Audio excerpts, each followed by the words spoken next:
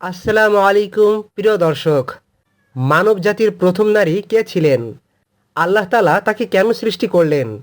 তিনি কি সত্যি আদম আলাইসাল্লামের পাঁজরের হাড় থেকে সৃষ্টি হয়েছিলেন, নাকি এটি শুধুই একটি উপমা? এই প্রশ্ন হাজার হাজার বছর ধরে আলোচিত হয়ে আসছে। তাই কোরআন সুন্নাহের আলোকে এই প্রশ্নগুলোর উত্তর আমরা জেনে নেব। প্রথম মানুষ সৃষ্টির ঘটনা। আল্লাহ তাআলা সর্বপ্রথম মানুষ হিসাবে হজরত আদম আলাহিসাল্লামকে সৃষ্টি করেছিলেন। আল্লাহ তাআলা পৃথিবীর বিভিন্ন স্থান থেকে মাটি সংগ্রহ করে আদম আলাহিসাল্লামের দেহ গঠন করেন। এরপর নির্দিষ্ট সময় পর্যন্ত সেই দেহকে রেখে দেন। পরে সেই দেহের মধ্যে আল্লাহ তাআলা রূহ ফুঁকে দেন এবং আদম আলাহিসাল্লাম জীবিত হয়ে ওঠেন। এরপর আল্লাহ তাআলা ফেরেশতাদেরকে নির্দেশ করেন যে আদম আলাহিসাল্লামকে সেজদা করো।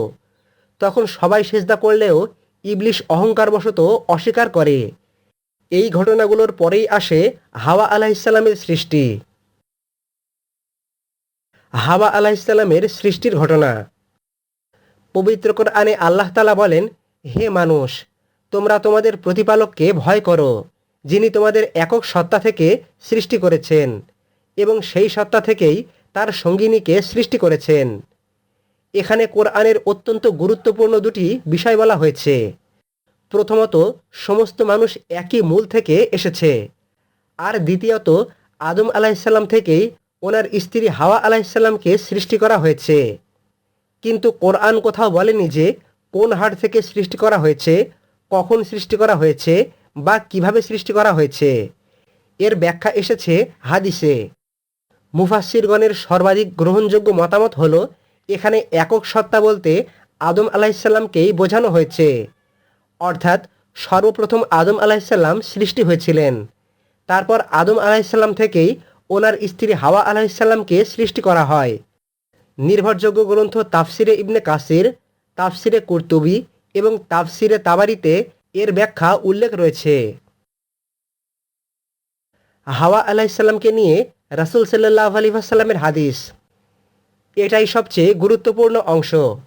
রাসূলুল্লাহ সাল্লাল্লাহু আলাইহি ওয়াসাল্লাম বলেছেন, নারীকে পাঁজরের হাড় থেকে সৃষ্টি করা হয়েছে।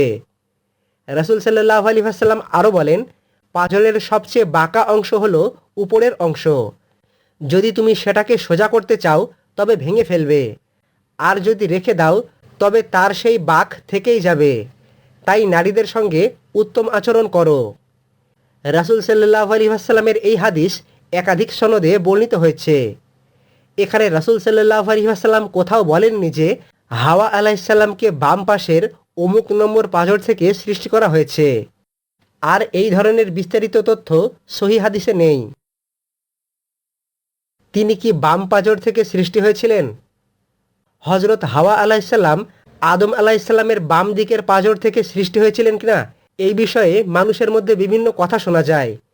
এটি খুবই প্রচলিত কথা, কিন্তু সহিহ হাদিসে বাম পাঁজরের কথা উল্লেখ নেই। বরং শুধু বলা হয়েছে পাঁজরের হাড় থেকে সৃষ্টি হয়েছে। বাম পাশের কথা উল্লেখ এসেছে কিছু ঐতিহাসিক বর্ণনায় এবং ইসরাইলিয়াতে। অতএব আদম আলাইহিসসালামের বুকের বাম পাশের পাঁজর দিয়ে হাওয়া আলাইহিসসালাম সৃষ্টি হয়েছিলেন কিনা, এই কথা পরিপূর্ণ নিশ্চিতভাবে বলা যায় না। বরং এটা বলা যায় যে হাওয়া আলাইহিসসালাম আদম আলাইহিসসালামের বুকের কোন পাশের পাঁজরের হাড় দিয়ে সৃষ্টি হয়েছিলেন তা একমাত্র আল্লাহ তাআলাই ভালো জানেন। আল্লাহ কেন হাওয়া আলাইহিসসালামকে সৃষ্টি করলেন? পবিত্র কোরআনে আল্লাহ তাআলা বলেন, তিনি তোমাদের জন্য তোমাদের মধ্য থেকেই তোমাদের সঙ্গিনী সৃষ্টি করেছেন, যাতে তোমরা তাদের কাছে প্রশান্তি লাভ করতে পারো, এবং আল্লাহ তোমাদের মধ্যে ভালোবাসা ও দয়া স্থাপন করেছেন। এ থেকে বোঝা যায় যে মানুষের একাকিত্ব দূর করা, পারিবারিক জীবন গঠন করা, মানবজাতির বিস্তার, ভালোবাসা ও রহমতের সম্পর্ক প্রতিষ্ঠা, এইসবই ছিল আল্লাহ তাআলার হিকমতের অংশ। ইবনে কাসির রহমতুল্লাহ আলাইহি লিখেছেন, আল্লাহ তাআলা আদম আলাইহিসসালামকে ঘুম পাড়িয়ে দেন। এরপর ওনার একটি পাঁজর থেকে হাওয়া আলাইহিসসালামকে সৃষ্টি করেন। এই তথ্যের ভিত্তি মূলত সহিহ হাদিস এবং প্রাচীন বর্ণনা। তাফসিরে তাবারিতে হজরত তাবারি রহমতুল্লাহ আলাইহি বহু সনদ উল্লেখ করেছেন। হজরত তাবারি রহমতুল্লাহ আলাইহি কিছু সনদে লিখেছেন, আদম আলাইহিসসালাম ঘুম থেকে জেগে দেখলেন তার পাশে একজন নারী ছিল।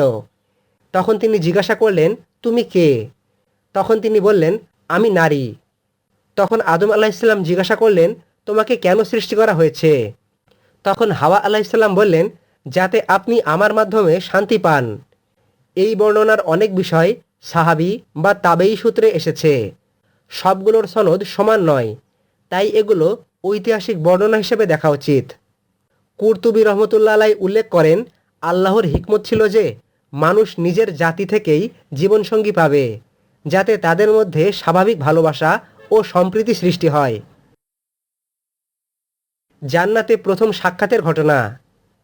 তাফসির ও ইতিহাসে বর্ণিত হয়েছে, আদম আলাহিসাল্লাম ঘুম থেকে উঠে দেখলেন তার পাশে এক সুন্দরী নারী রয়েছে।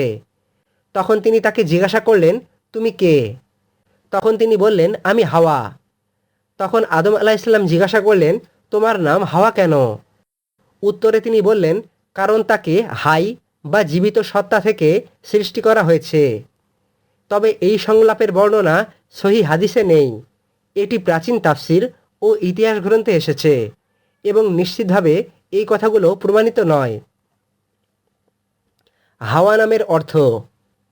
হাওয়া শব্দটি এমন মূল ধাতুর সঙ্গে সম্পর্কিত যার অর্থ জীবন বা জীবিত সত্তা। এই কারণে বলা হয় হাওয়া আলাইসাল্লাম জীবিত আদম আলাইসাল্লাম থেকে সৃষ্টি হওয়ায় তার এই নামকরণ করা হয়েছে। তবে এই ব্যাখ্যাও ভাষাতাত্ত্বিক ও ঐতিহাসিক আলোচনা। কোরআন বা সহি হাদিসে সরাসরি এর উল্লেখ নেই। একটি গুরুত্বপূর্ণ আকীদাগত বিষয়। কিছু আধুনিক লেখক বলেন পাঁজরের হাড় কথাটি কেবল রূপক।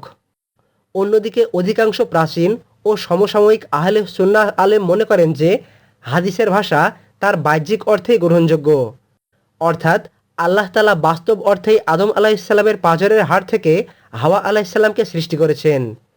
তবে সেই সৃষ্টি কিভাবে সংঘটিত হয়েছে তার বিস্তারিত আমাদের জানানো হয়নি, তাই অদেখা বিষয়ে অতিরিক্ত কল্পনা করা উচিত নয়। প্রচলিত ভুল ধারণা। সমাজে প্রচলিত একটি ভুল হচ্ছে আদম আলাহিসাল্লামের বুকের পাঁজরের বাম পাশের একটি নির্দিষ্ট হাড় থেকে হাওয়া আলাহিসাল্লামের সৃষ্টি হয়েছিল বলে সমাজে প্রচলন রয়েছে।